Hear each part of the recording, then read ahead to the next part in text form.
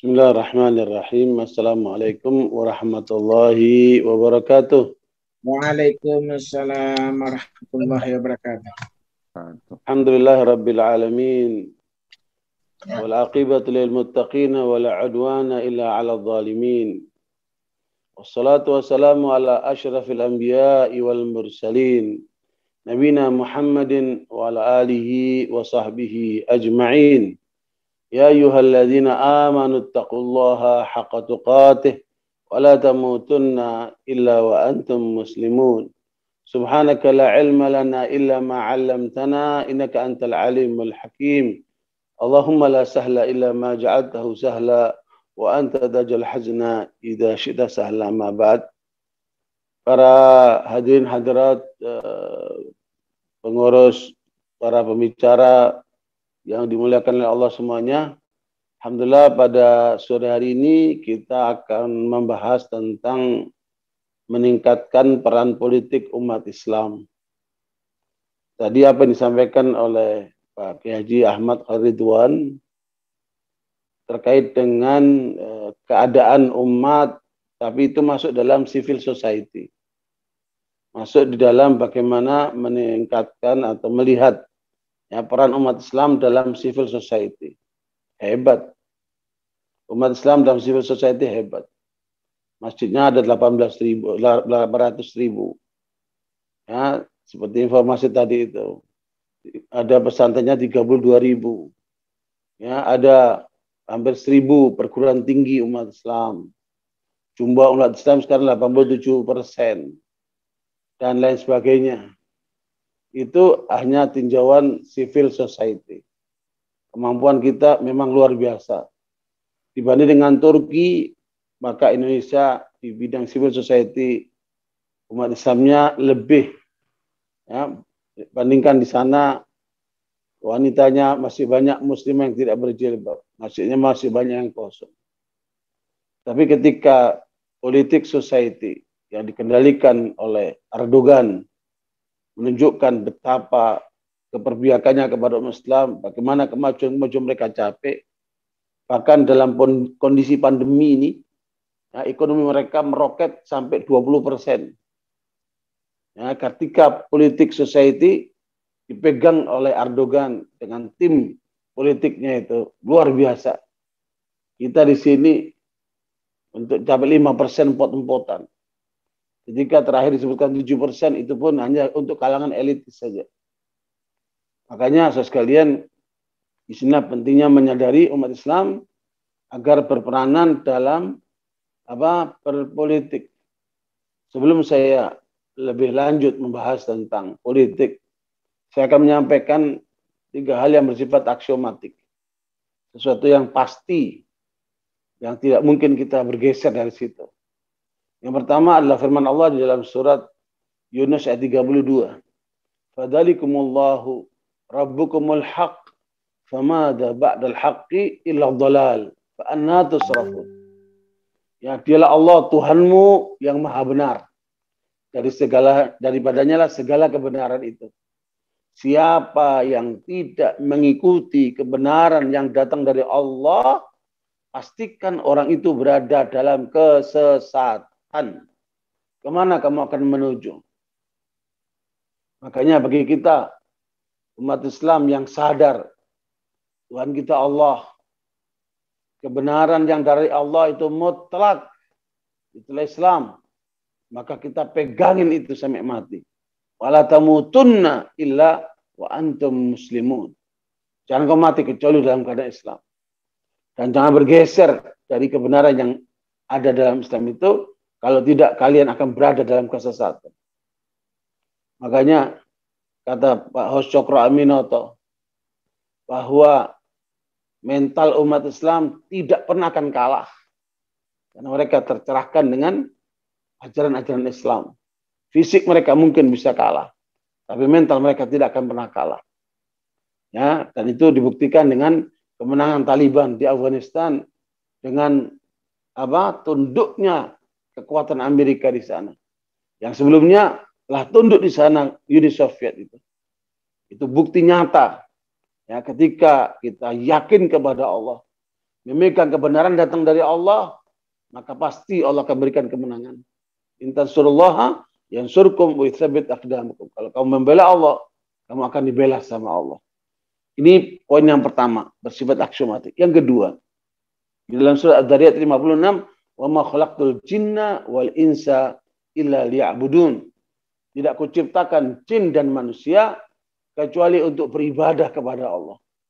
Hidup mati kita hanya boleh terkait sama Allah.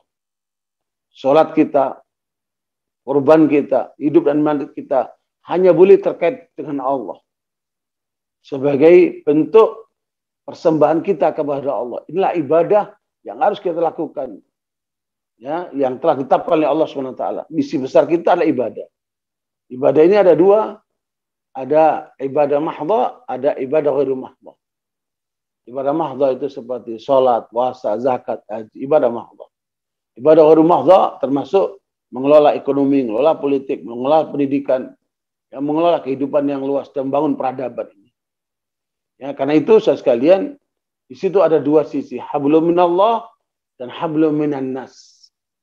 Ya, hablum minallah itu yang kemudian kita menggunakan siasatuddin, ya, politik beragama. Politik beragama. Sementara urusan dunia itu disebut dengan siasatudunya, politik duniawi. Yang kita selalu mengatakan iyyaka na'budu wa iyyaka nasta'in.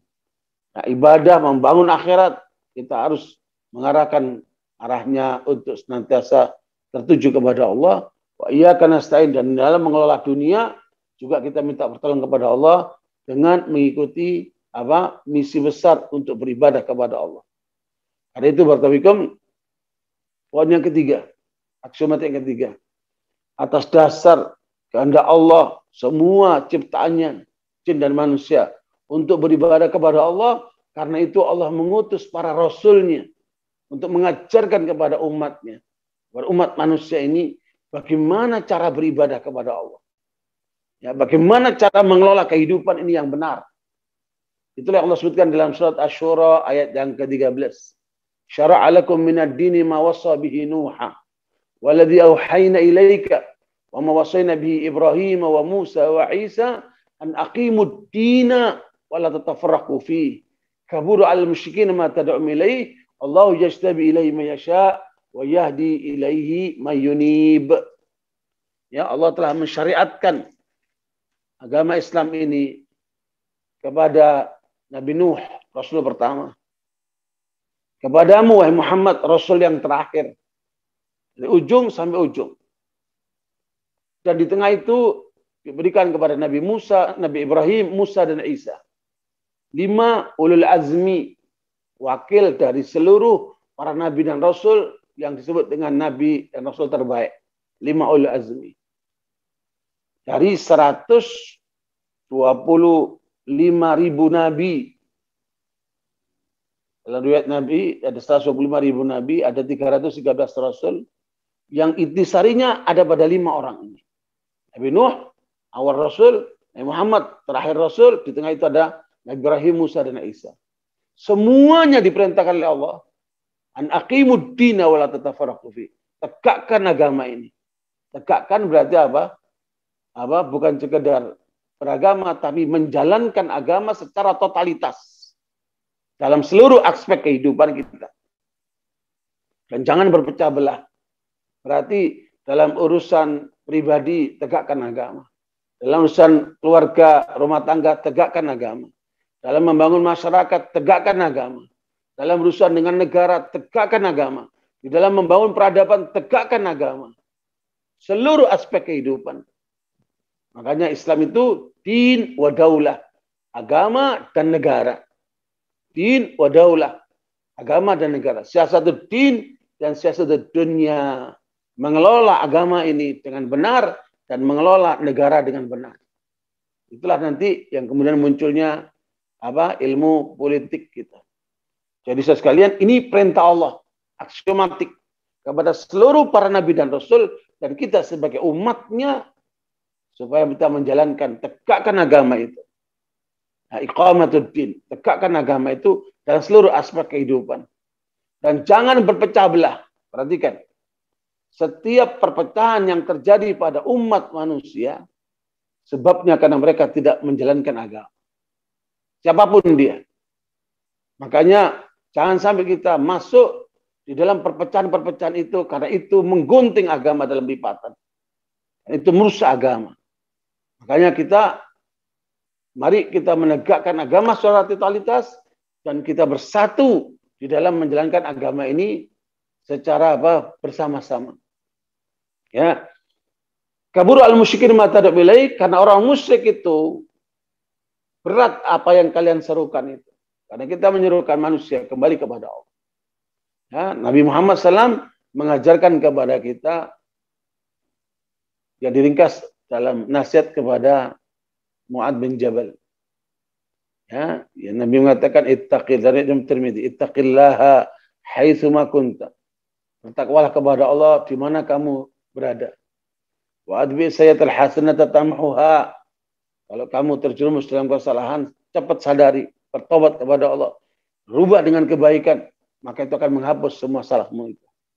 Wa khaliqin nasa bi khuluqin hasan, dan berakhlaklah kepada manusia dengan akhlak yang mulia. Ini kepada pribadi-pribadi muslim harus mengikuti pola ini, sehingga dia bisa menjalankan arti agama secara utuh. Karena kita akan dihadang oleh kaum musyrikin, pengikut-pengikut setan yang berusaha untuk menggagalkan segala upaya kita ini. Ya, kabul musyrikin ma tad'u ilaih, Allah yastabi ilaihi may yasha. Tetapi Allah akan memilih siapa yang dikehendaki olehnya. Ya, siapa dikehendaki oleh Allah, itulah mereka yang beruntung. Wa yahdi ilaihi may yunib, dan akan memberikan petunjuk kepada orang yang mau kembali kepada Allah. Maka karena itu di dalam surat Al-Imran ayat 104 Allah katakan, wal takum minkum ummatu yad'una ilal khair wa ya'muruna bil ma'ruf wa yanhauna 'anil munkar wa ulaika humul muflihun. Harus ada di tengah umat ini sekelompok orang yang akan bergerak mengajak kepada kebaikan. Apa saja kebaikan? Ajak manusia ke sana. Wa ya'muruna bil ma'ruf, menyuruh kepada yang ma'ruf. Semua ajaran Islam, ayo kita jalankan. Ajak manusia ini. Wa yanhauna 'anil munkar, tutup semua keburukan, tutup semua kemungkaran, tutup semua kejahatan yang ada pada manusia ini. Ya wa ulaika humul muflihun, mereka itulah orang-orang yang akan kategorinya sukses.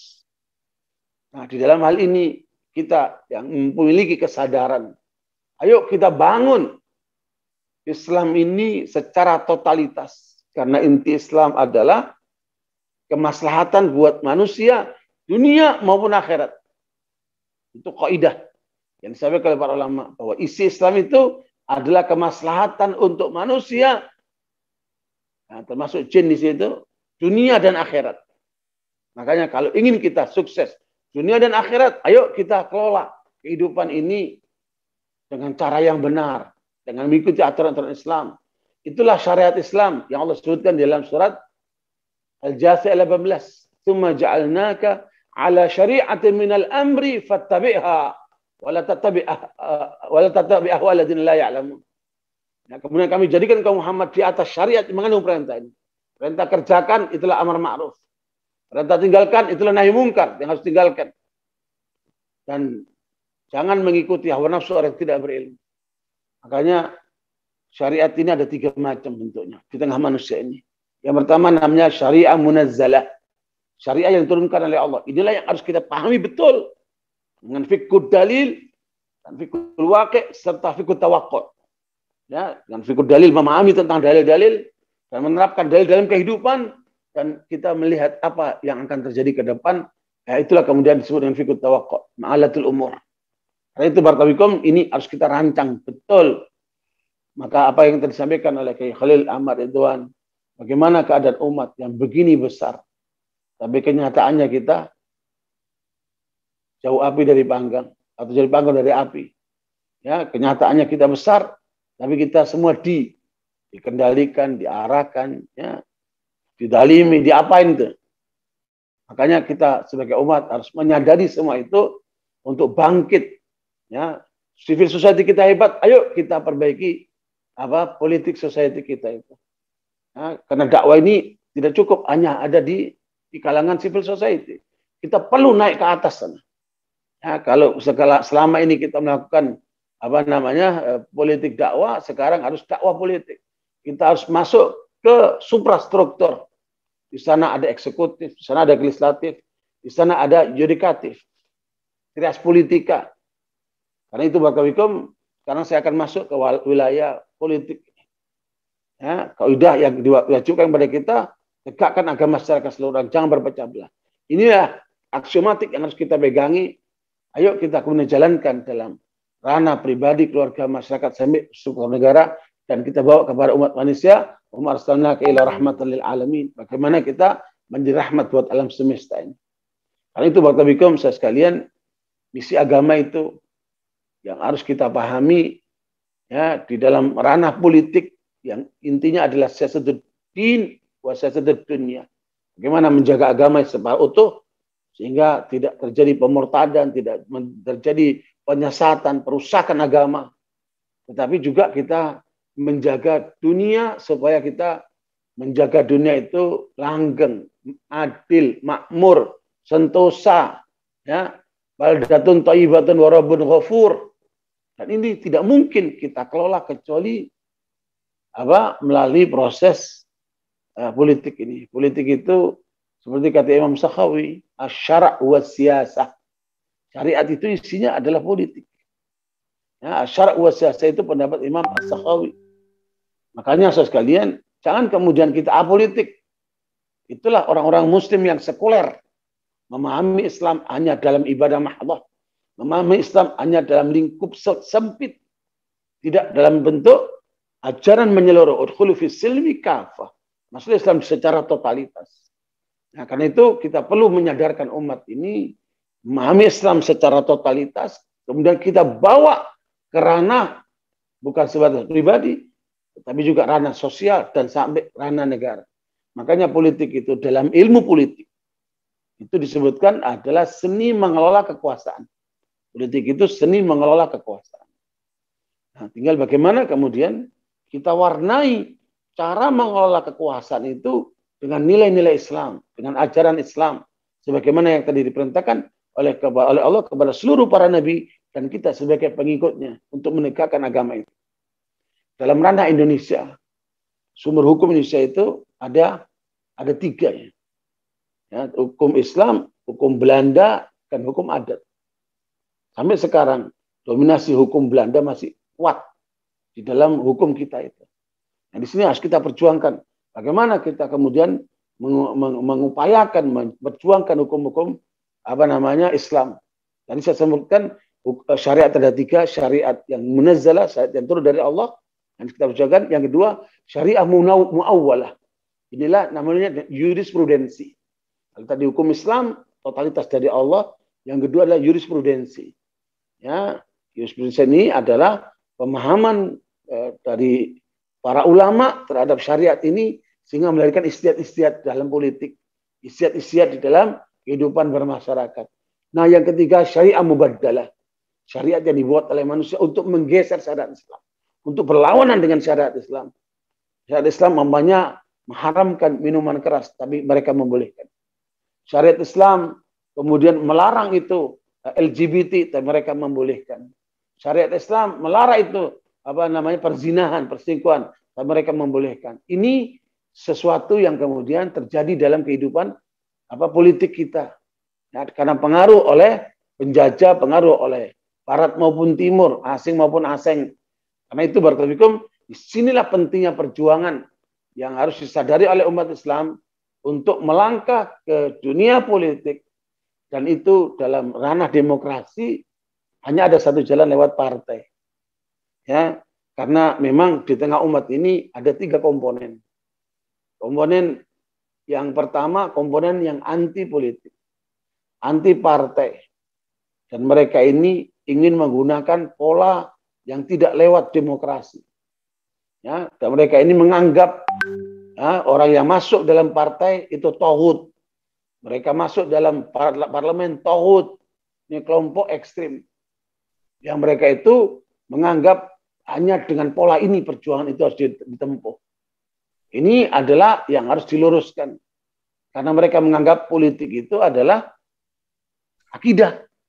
Ya, ini saya bacakan dalam kitab Al-Musyarakat As-Siyasiyah Al-Mu'asirah fi Da'i Siyasah Syar'iyyah oleh Dr. Muhammad Yusuf Ibrahim. Dia mengatakan bahwa politik itu mengatakan as-siyasatu syar'iyyah ka ilmin wa juz'un min ilmil fiqh. Ya, politik Islam itu sebagai satu ilmu, maka dia adalah bagian daripada ilmu fikih. Tapi kelompok yang pertama ini menganggap politik itu adalah akidah. Sehingga mereka menjadi ekstrim yang harus kita luruskan, kita kendorkan. Nah, kemudian di samping kiri ini ada kelompok Islam yang apolitik. Tidak mau berpolitik. Banyak ulama, banyak ustadz, banyak dai, banyak kalangan tokoh Islam tidak mau berpolitik, apolitik. Ini sekuler. Mereka harus kita naikkan kelasnya. Ya, supaya sadar Islam itu din wa daulah. Islam itu komprehensif, menyeluruh, jangan dipotong-potong, jangan dipisah-pisah. Nah, nanti akan berat kamu menghadap Allah kalau pemahamanmu sepotong-sepotong seperti itu. Nah, kelompok yang ketiga ini yang sedang kita upayakan, bagaimana kita mencoba untuk memperjuangkan Islam lewat politik yang selama ini masih belum berhasil. Dari mulai kesepakatan umat Islam mendirikan Masyumi tahun 45, ya, sampai berdirinya partai-partai Islam hari ini, capaian-capaian yang mereka peroleh hanya sekitar 30%. Ya, 30% something. Ini padahal justru pendukung partai-partai nasionalis, baik agamis maupun sekuler atau nasionalis sekuler, itu pendukungnya sekitar 57-60% itu Muslim. Ya, makanya ini yang kemudian harus kita sadarkan potensi umat yang luar biasa ini. Belum lagi yang golput dari kelompok yang pertama yang ekstrim tadi itu nggak mau politik, nggak mau milih, nggak mau terlibat dengan partai. Ini 30% golput ini harus kita sadarkan. Ayo kita perjuangkan Islam politik ini supaya kita berjaya di dalam menerapkan Islam secara totalitas, baik itu dalam civil society maupun dalam politik society. Nah, karena kita berada dalam ranah demokrasi, maka demokrasi ini sudah melalui proses di negeri kita dengan 4 model. Dari 1945 merdeka sampai 59 yang diterapkan demokrasi parlementer. Ya, kemudian sampai Masyumi dibubarkan oleh mereka. Ya, terjadilah namanya yang kedua dari 59 sampai 65 demokrasi terpimpin alias otoriter. Ya, dengan nasakomnya Soekarno itu. Dari 65 sampai 98 dipegang oleh Orde Baru, dipraktikkanlah namanya demokrasi Pancasila dengan versi Orde Baru. Ya, yang kemudian sampai pada asas tunggal Pancasila, yang kemudian dibatalkan pada yang poin yang keempat, demokrasi reformasi yang justru kebablasan menjadi demokrasi liberal sampai hari ini. Sehingga apa yang terjadi di masyarakat kita, politik pragmatis. Ya, wani piro. Di belakang itu ada oligarki. Dulu terpisah antara pedagang, pengusaha dengan politikus. Sekarang sudah tergabung. Ya, baik itu pedagang, pengusaha, mereka juga para politikus. Sehingga terjadi vested interest di situ. Ya, dan politik menjadi mahal karena semuanya itu ujung-ujungnya duit. Nah, makanya kita hadir mencoba untuk menyadarkan umat kita yang potensinya besar ini. Ayo kita bangun kesadaran berpolitik kita demi untuk kesejahteraan dunia dan akhirat. Demi untuk meraih ridha Allah. Demi untuk mencapai baldatun thayyibatun wa rabbun ghafur. Yang sebenarnya dalam politik Islam itu ada 5 pondasi pokok. Ya, 5 pondasi pokok politik Islam. Yang pertama adalah hifdzuddin, menjaga agama ini. Agama harus kita jaga karena ini yang paling mahal dalam hidup kita. Ya, inilah yang kekayaan yang paling mahal. Tidak boleh terjadi pemurtadan, tidak boleh terjadi penyesatan, tidak boleh menjadi perusakan terhadap agama ini. Nah, ini kita jaga. Umat Islam harus kita jaga akidahnya, agamanya, jangan sampai dirusak. Inilah misi besar politik Islam. Yang kedua adalah hifdzun nafs, menjaga jiwa. Tidak boleh ada pembunuhan, tidak boleh ada melukai jiwa dengan bunuh diri dan sebagainya itu. Ya, pembunuhan atau bunuh diri atau mencelakakan jiwa manusia. Ini harus kita minimalisir. Ya, kalau perlu kita hilangkan, dan itu butuh keamanan, butuh perlindungan supaya jiwa manusia, apalagi jiwa muslim itu mahal. Makanya kalau ada seorang menabrak orang muslim dalam hukum Islam, maka orang itu harus membayar dia. Dia itu sebagai satu kompensasi kematian seorang muslim yang tidak disengaja lewat ketabrak tadi itu, harus membayar 100 ekor onta. 100 ekor onta itu, satu onta nilainya sama dengan 2 ekor sapi. Kalau satu sapi nilainya minimal 10 juta, berarti 10 juta kali 200 sapi, 2 miliar. Ya, kalau ada orang muslim ditabrak meninggal, maka orang yang menabrak itu harus mengganti diahnya itu 2 miliar. Itu kalau tidak sengaja. Kalau tidak sengaja ada hukuman lain. Karena itu barakallahu saya sekalian, jiwa orang mukmin itu mahal. Ya, jangan seperti yang terjadi sekarang ini. Gara-gara singkong orang dibunuh, gara-gara tidak beda pendapat orang diancam bunuh dan seterusnya seperti itu. Nah, yang ketiga adalah hifdzul akal, menjaga akal. Tidak boleh ada narkoba, tidak boleh ada minuman keras, ya, pil koplo dan sebagainya yang merusak otak manusia. Umat Islam harus cerdas, dan itu harus dijaga itu akalnya itu, diisi dengan ilmu, ya, dan dipinterkan terus umat ini dan bangsa ini. Ini poin yang keberapa? Yang ketiga dalam politik Islam. Yang keempat adalah hifdzun nasab, menjaga kehormatan supaya jangan ada lagi pelacuran atau perselingkuhan atau perzinahan, ya, bahwa keturunan manusia ini harus kita jaga. Jangan sampai kemudian mengalami kerusakan dalam rumah tangga. Nah, itu poin yang keempat. Yang kelima, hifdzul mal, menjaga harta. Ya, jangan sampai seperti tadi diceritakan oleh Pak Ridwan, bagaimana harta umat disedot oleh bank-bank konvensional, digunakan oleh mereka untuk kepentingan mereka. Sementara bank-bank syariah itu, ya, baru skupnya sekitar 5%. Nah, ini kesadaran umat harus kita sadarkan, kita kembalikan supaya mengikuti syariat Allah. Harta tidak boleh dikelola dengan cara haram, tidak boleh terlibat dengan bank-bank konvensional, tidak boleh diperlakukan dengan cara riba dan gambling-gambling yang terjadi dengan masyarakat itu. Karena itu, inilah misi besar politik Islam yang harus kita sadarkan kepada umat kita, dan insya Allah kita akan terus berjalan atas pertolongan Allah. Mudah-mudahan kita akan bisa merubah keadaan.